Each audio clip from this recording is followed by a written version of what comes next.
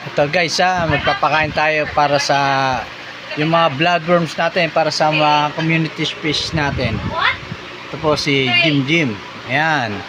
May mga molly, halo-halo tayo, may mga community fish. Ayan po. Ayan, mga bloodworm po yan ha. Pakain po ni Jim. Ayan. Ayun, may mataba. Yun, yun. May mga bloodworm natin, pinapakain po ni Jim. There's no last one. Ayan. Sa ating community fish. Ayan. Pep, let me take first. Let me naka-deserve here. Halo-halo pa yung mga community fish natin yan.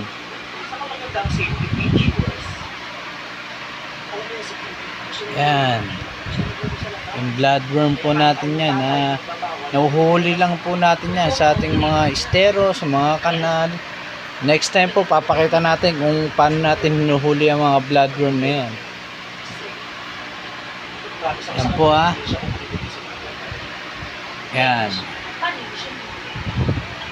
Yan. Gustong-gusto po ng mga ano natin yan.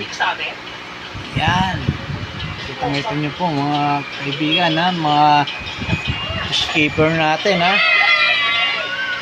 Yan po